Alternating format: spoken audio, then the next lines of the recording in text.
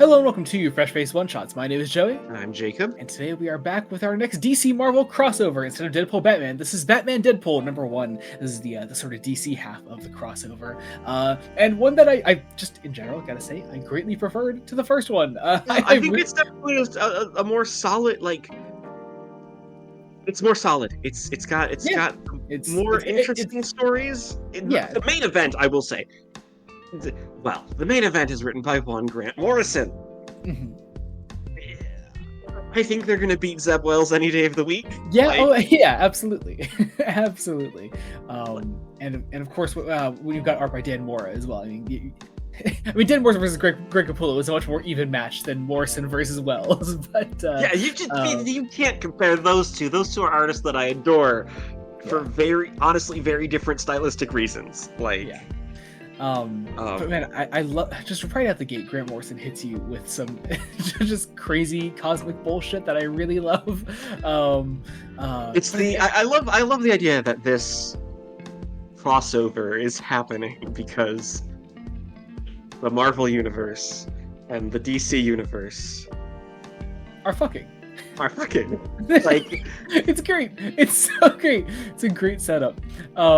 I love the narration of two lonely universes bopping solo in the void.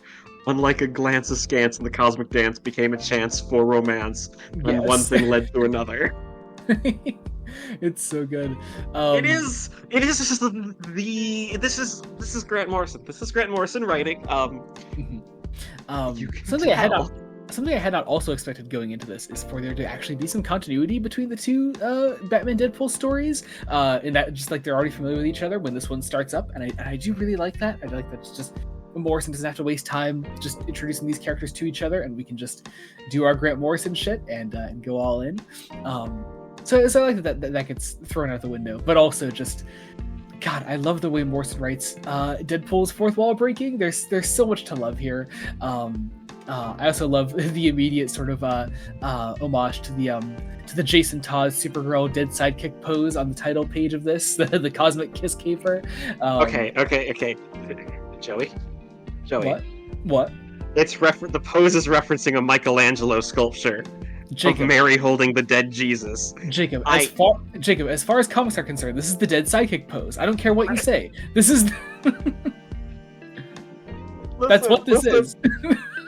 I mean, yes, but Jacob, this is the dead. Jacob, you're not talking about that. We're talking about comics here. Come on. It's far more likely a reference to iconic comic book deaths when we're talking about Batman and Deadpool than it is Michelangelo. Isn't the death of Jesus the most iconic comic book death? Is it? I'm gonna make this point work somehow. I don't know how. Jacob. You dug yourself a hole now. Please go ahead and try. You see, the Action Bible is a comic book that has sold millions of copies in grocery stores across America. I had never heard of the Action Bible until a few weeks ago. Really? Oh, God. No, not until there was that talk in the Blended Studios server about the Action Bible. I forget even how it came up. I don't remember. No, look, let's just say, if we don't like a very important piece of Renaissance sculpture just being, I mean, I do love it being the dead sidekick pose. I was gonna say that's all that it is. That's what it is in this context, though, Jacob. Come on, I'm not wrong here. Okay, fine. Come on. Anyway, but yeah, madness ensues, of course. I love a lot of the graffiti on the wall here. This is this is vaguely taking place in the middle of Court of Owls, kind of, sort of. Yes, yeah, because we are literally in the labyrinth beneath the Court of Owls. It's so good. I love that there's this one wall that just says that the plot need not be the best possible. Yes, yeah. As it's signed by various bunch. fourth wall breaking characters like Jen Walters and Spider Gwen, and also Dan Mora. Well, there's a reason for that. We'll get to it. Yeah, of course. But yeah, the Batman Deadpool interactions, of course, are tons of fun. I love how this sort of like continues to evolve. I like also just once again continuing on from like where they first met, like, and just how Morrison develops their relationship, because it does kind of like pick up where it left off in the last crossover. I think it really works here. I feel like also these black and white ninja character things that they're fighting are a reference to something that I can't think of right now. I don't know what they're from, if they are from anything. Almost look like Fleischer characters, like yeah, they do. Yeah. Animation. I think that's partially what Morrison's getting at. Because Morrison is being Grant Morrison. Yeah, and I mean that positively. There's this running gag where Bruce keeps referring to Deathstroke as Slade Wilson, because obviously you would. Mm-hmm. And also remembering that Deathstroke as a character is utterly pathetic and a total creep. Like, and also, of course, Deadpool not knowing like what's happening here, because Wade Wilson being a ripoff, the name Wade Wilson coming from Slade Wilson being a play on that. That being an incredibly fun gag. I like that our villain in all this is Cassandra Nova. I think that's a lot of fun to include her here. Specifically, surprising that we're doing a Marvel villain in the DC crossover, like we did a DC villain in the Marvel crossover. I wonder if that was a stipulation. It might have been. It might have been. But of course, on the DC side of things, we're using Joker, and the Marvel side of things, we're using Cassandra Nova, which is fascinating, and probably only because she was the villain in Deadpool and Wolverine. And is that why she's here? Yeah, definitely. and the whole like hands through the face thing is very much like riffing on like the main thing she kind of did throughout that movie. Like it's synergy. It's brand synergy. That's all it is. I mean, but I'll take it. I guess I will. Oh yeah. I mean, it also does allow. I feel like Morrison's also trying to riff on the name Cassandra being from Greek mythology of the prophet who wasn't believed before the fall of Troy. Like, it's kind of there. I'm not sure I buy that in this story. I don't know. I don't think Morrison's playing on that. Maybe it's possible. I just don't personally see that here. Maybe, I don't know. Also, we use a Lazarus pit to to amalgam ourselves a Batman Wolverine crossover. Yes. My God. Also, Dan Mora gets to draw death for like one panel, and I'm very happy about that. Like, wait, I missed that. Where is that? When oh, I see yeah, it. It's just there on the back. It's like, I had not noticed that. That's great. That's awesome. And I think she might be opposite. It looks like it's either the Spectre or I see. I'm calling out Hela here. Black Flash. Yeah, Hela's obviously there. Black Flash. Vigilante's there. Death. That's interesting. Or maybe that's not Vigilante. That might be the helmet's the same, but I don't think the shoulder pads are. They're all definitely meant to be representations of Death. So it's definitely not Vigilante then. Yeah. Interesting. That's why I thought maybe the Spectre, because Spectre has death connotations. Yeah. Anyway, but yeah, our standoff then becomes Batman Wolverine crossover fighting Deadpool on a typewriter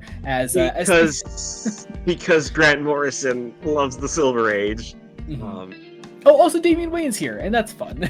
Gotta love Grant Morrison getting another chance to write Damian Wayne, because they don't get to do it much anymore. No, they don't. I mean, they haven't written Batman since the end of their run. Yeah. But yeah, like they're fighting on the keyboard, and then Morrison goes full Morrison and remembers, oh, I exist in the DC universe. Yes, and so they give him a name. But this is Grant Morrison. This is just Grant Morrison. The character is never referred to by the name Grant Morrison, but this is Grant Morrison. And Grant Morrison... No, because this was like a thing that they did in their Animal Man run. Like, yeah. And so basically, it becomes the Doctor Who story, The Mind Robber, and you can't convince me otherwise. no, you're right, and it probably is a reference to the Mind Robber because Grant Morrison's a huge Doctor Who fan. So, Yes. But yeah, our final standoff, we get our mix then between Batman and Deadpool. Who did that? It's called. I feel like Batpool would have rolled off the tongue a little better, but that's alright. I think that's the point, though. I think that's part of the joke. Yeah. Like, the joke is like. It's gonna sound so dumb. The joke is that this story is bad. Like, yeah, that is the joke running through this entire thing. That's why that graffiti's on the wall before. The plot need not make sense. Like, it's just this is Morrison commenting on the fact that this is kind of a cash grab. This whole crossover thing, like, it's here to sell books and not much else. But in doing that, the story itself is actually great. And if that isn't the most Grant Morrison thing I've heard, I mean, fuck, what is? And as Batman and Deadpool part ways, DC and Marvel are done fucking. And that's the end of the story, the main story, that is. Absolutely insane. We do, of course, have our back. Well, we do allow a little bit of rewriting of canon to give the guy at the beginning a happy ending. Oh, like, yes. in the holidays. This Grant Morrison does love a happy ending. Like, yeah. It's so weird because Morrison can emotionally rip your heart out and like kill off characters, and completely just be terrible. Sometimes like, no, we want a dumb happy ending for this stupid goddamn story. Yep, and it's great. I liked it. I liked it a lot. Had a great time with it. But even more excited here today to talk about the backups here. Yes. No, what's interesting is I don't think any of these backups were quite at. It's so weird because I think the other one had stronger backups overall. Oh, see, I disagree. Actually, I thought these interesting. I thought these were stronger.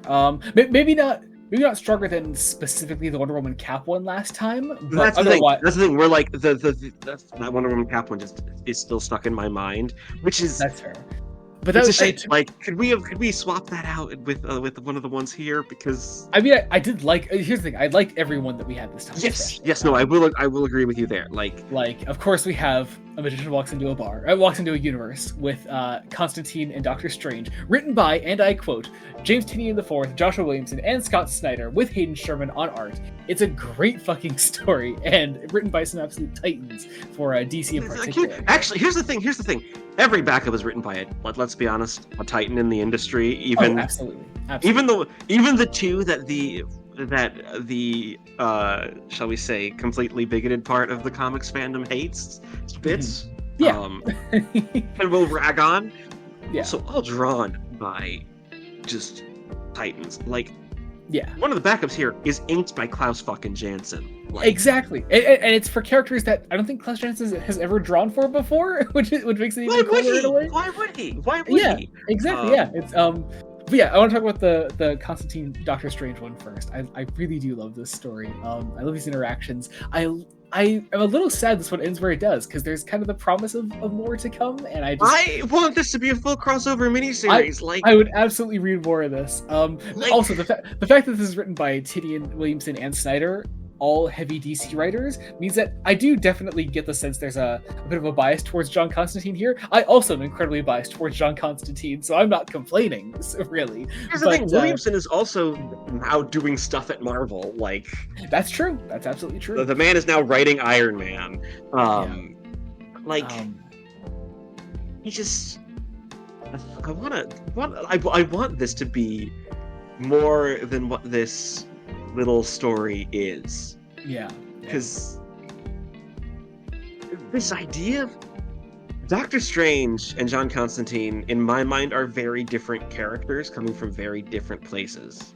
Oh, definitely. The problem is, I have not read really any Doctor Strange. Like, not any solo Doctor Strange. Yeah, he's appeared in not any solo. No, he's been a supporting character in some books that are great, and also Civil War. Yeah. But yeah, no, he is. I think, to me, the lesser of our crossover here. Whereas like John like definitely takes the forefront here. We just have this sort of like background element of this story of Swamp Thing and Ghost Rider, which I find really interesting. This Ghost Rider versus literally the Green, and the way that sort of like manifests and how they because Ghost Rider is also arguably like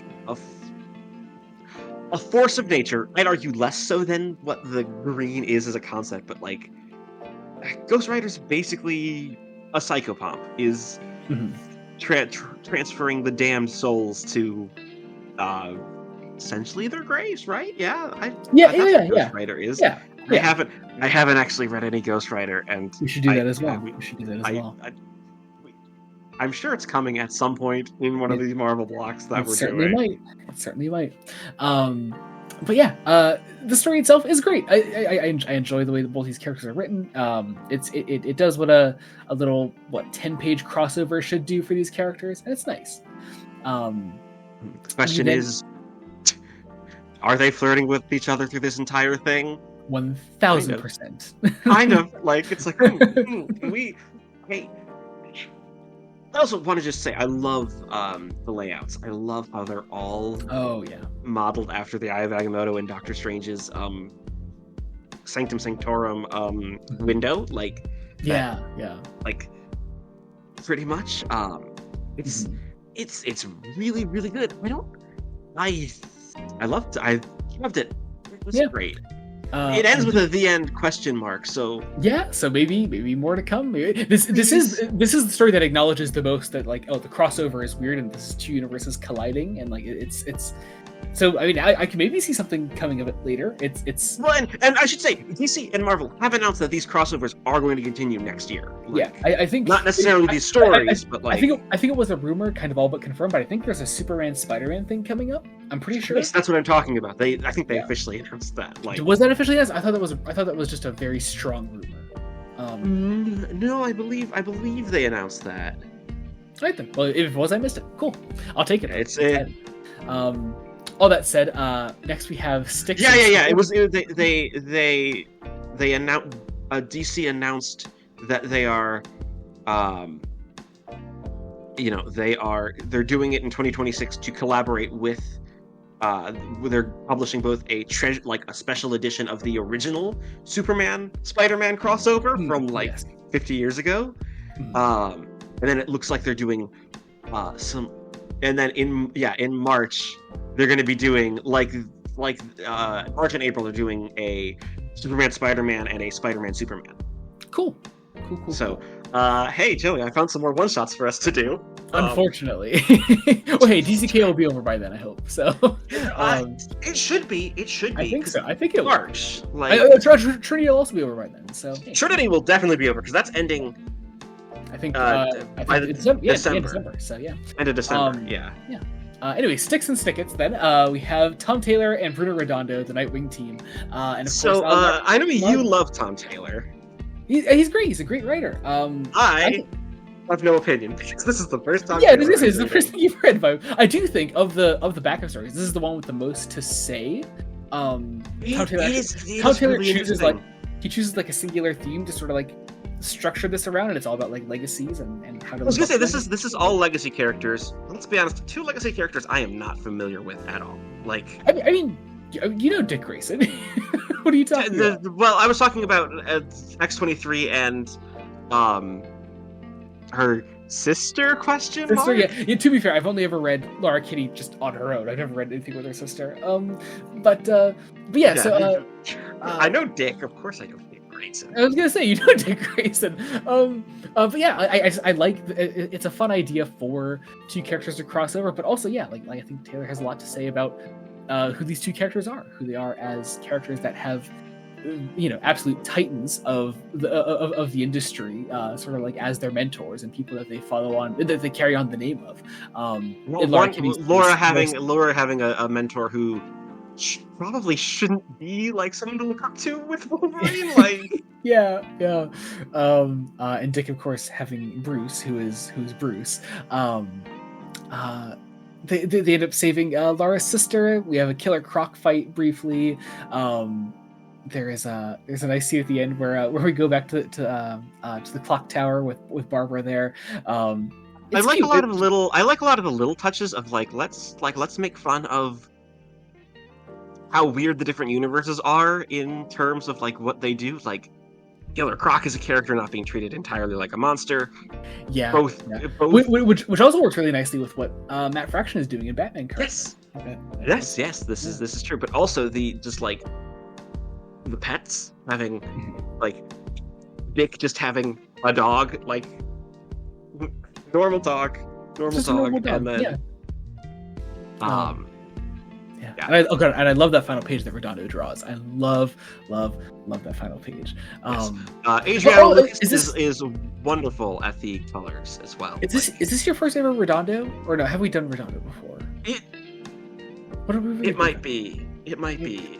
Unless he did a Brave and the Bold thing. He might have done a Brave and the Bold. I was gonna say he might have done a one shot. I know he didn't do the Nightwing Dead Man one. No. Brave and the Bold. That was. I want to say he did something by Bruno Redondo before, but I cannot for the life of me think of what it was. It's difficult. Anyway, either way, what do you think of his art? Gorgeous. Yeah, he's so really, good. really soft pastels. I really do want to read.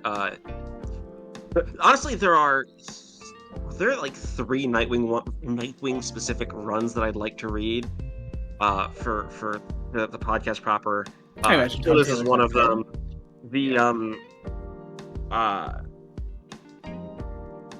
Actually, make that 4. The New 52 and Rebirth runs. I think those would also be interesting. The ones before Taylor. Oh, okay. Yes. And then I'd be fascinated to check out. Though we'd obviously need to put a lot of. We'd be, of course, not. Yeah, the Dixon stuff, but let's be honest, Chuck Dixon is Chuck Dixon. Yeah, is at best, putting it kindly, so he doesn't sue me, white supremacist adjacent. Amazing. Yeah. So there are a lot of great Nightwing runs to cover out there. A number of them that I have considered us covering on the podcast before, but as it stands, great little story. Probably my favorite of the backups. The Nightwing. I think my favorite might be the Constantine Strange one. But this is probably a close second. That's a close second, but I think the Nightwing Wolverine one has just a bit more to say. I think Taylor has a nice central theme there. So I like them both. Now we have Harley. Sadly, the weakest one. Saturday. But it is fun. It's so much fun. Yeah, this one's fun fluff. Mariko Tamaki is writing with Amanda Connor on art. Yes, this is your first ever Amanda Connor, isn't it? Yes. She is the Harley modern day artist, right? Oh yeah, absolutely. Absolutely. Her and her husband Jimmy Palmiotti used to own Harley Quinn essentially. But yeah, we have Amanda Connor on art here. Mariko Tamaki is a writer I've read a lot of. I don't think you've ever read anything by though, unfortunately. No. But yeah, though I know you said you want to do her detective. Detective, yes, her detective is fantastic. I really like that. That one in particular. But yeah, as it stands, it's a fun fluff story. It's about chili dogs. It's yeah. It is the let's just pair up Harley Quinn and the Hulk and do some fluff, and it's fine. It's more than fine. It's good. It's just fluff. It is. Yeah. And let's be fair, it doesn't need to be more than that. It's you paired up Harley Quinn and the Hulk. I mean, no. Honestly, I might have, in the order of presenting these, I might have swapped this and the last one just to end on the fluff. Yeah, that's fair. I don't know. I kind of like the idea of ending on something a little more profound with the final story. That's true. Because the final story is... Yeah, we have Static and Marvel in New Friends in Old Places by G. Willow Wilson. This is your first ever G. Willow Wilson, which is cool. There's a lot of firsts in this a lot of shot, let's be honest. Yeah, we have Dennis Cohen on art and Klaus Janson on inks, which is, again, fucking wild. What? Is this your first ever Kamala Khan? Oh, no, sorry. We did the crossover in X-Men with her. Yeah, that happened. It might be your first ever comic Static, though, right? I believe it's our first Static because I'm sure. I'm sure you watched the Static show back in the day, right? I watched bits of it, never a whole lot, because it was, again, you gotta remember, Joey, I never had cable growing up, so it was whatever was on public access TV on Saturday mornings. There we go. Understood. But yeah, it is. I do like what this is for a simple little 5-page story like this. with Ms. Marvel and Static. They fight a monster together. It's this nice little theme of like sort of like finding each other, but not like I do like that it doesn't seem to me, at least in an explicitly, it's like romantic. It's not way, romantic. It's like essentially it's pairing two characters from publishing initiatives of trying to create more diverse heroes. Like yeah. Though Static, of course, being more from the 90s. Mm-hmm. But and, this Comic-Con was created a mere little over 10 years ago. Yeah. Though I'd argue that the way Static is written here is probably closer to like the TV show, from what I know, because yeah. Original Static, which I think is something we probably should read at some point, but is a very different character. Like, yeah, that I believe that is an adult-oriented book. Like it is. So.